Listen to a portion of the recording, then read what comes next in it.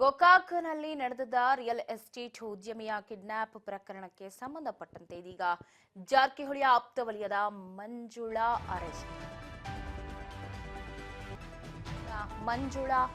Arrest ಆಗಿದ್ದಾರೆ. Real estate ಉದ್ಯಮಿ kidnap ಪ್ರಕರಣಕ್ಕೆ ಮೆಗಾ ಟ್ವಿಸ್ಟ್ ಸಿಕ್ಕಿದೆ. ಸತೀಶ್ ಜಾರಕಿಹೊಳಿ ಆಪ್ತ ವಲಯದ ಮಹಿಳೆಯೋರ್ವರು ಕಿಡ್ನಾಪ್ ಆಗಿದ್ದಾರೆ. ಮಂಜುಳಾ ರಿಯಲ್ ಎಸ್ಟೇಟ್ ಉದ್ಯಮಿ ಕಿಡ್ನಾಪ್ ಪ್ರಕರಣಕ್ಕೆ ಮೆಗಾ ಟ್ವಿಸ್ಟ್.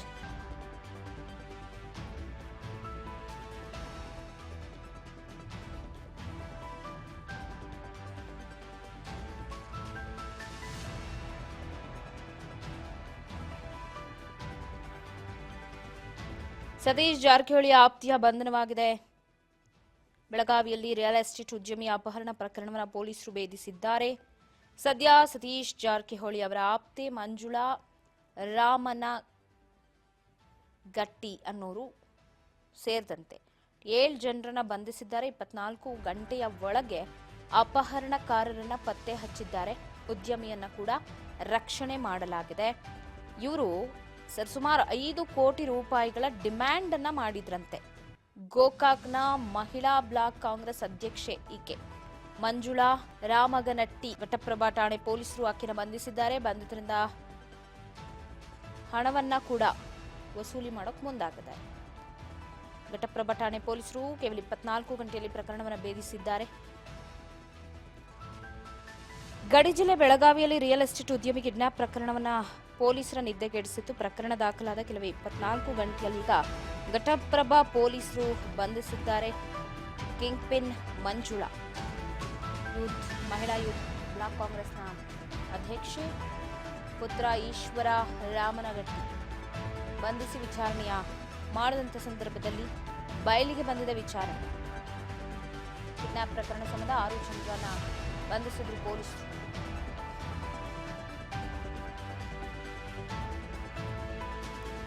ಕಿಡ್ನಾಪ್ ಮಾಡಿ ಹಣಕ್ಕೆ ಬೇಡಿಕೆಯನ್ನು ಇಟ್ಟಿದ್ದ ಮಗ ಹಾಗೆ ಸ್ನೇಹಿತರು.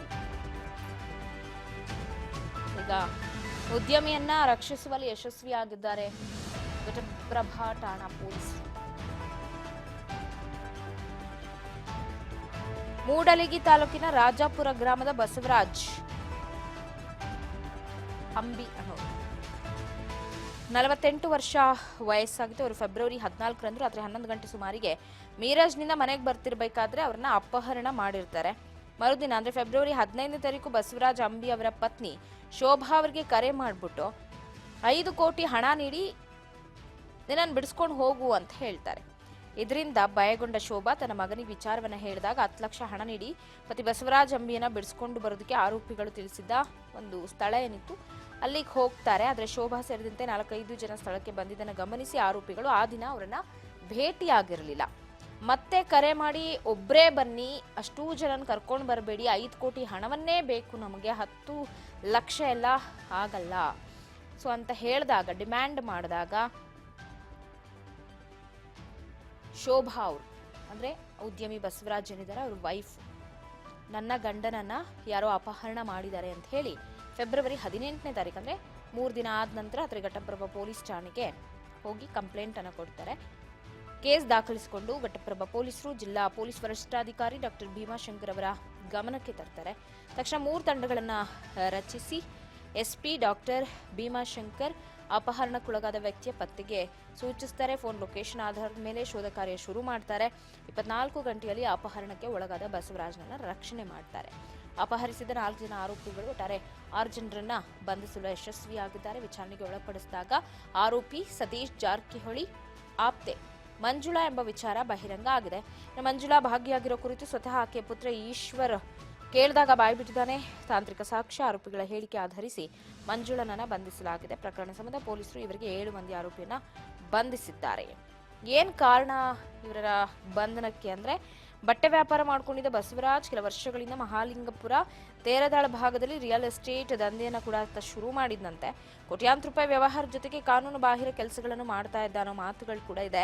ಇದರಿಂದ ಕೋಟ್ಯಾಂತರ ರೂಪಾಯಿ ಬಸವರಾಜ್ರಿಗೆ ಬರ್ತಿತ್ತು. ಈ ಹಣದ ಮೇಲೆ ಕಣ್ಣು ಹಾಕಿದ ಆರೋಪಿಗಳು ಆತನನ್ನ ಕಿಡ್ನಾಪ್ ಮಾಡಿ ಸುಲಭವಾಗಿ ಹಣ ಪಡಿಬಹುದು. ಜೊತೆಗೆ ಪೊಲೀಸರಿಗೂ ಆತ ಏನು ಹೇಳಕ್ ಆಗಲ್ಲ ಅಂತ ಹೇಳಿ ತಲೆ ಕೆಡಿಸ್ಕೊಳ್ಳಿಲ್ಲ. 2-3 ದಿನ ಕಾರ್ನಲ್ಲಿ ಗ್ಯಾಂಗ್ ಹಾಕೊಂಡು ಓಡಾಡಿರ್ತಾರೆ. ತದನಂತರ ಆತ ಮೂಡಲಗಿ ತಾಲೂಕಿನ ದಂಡಾಪುರ ಗ್ರಾಸ್ ಬಳಿ ಕಿಡ್ನಾಪ್ ಮಾಡ್ಕೊಂಡು ಹೋಗಿರ್ತಾರೆ.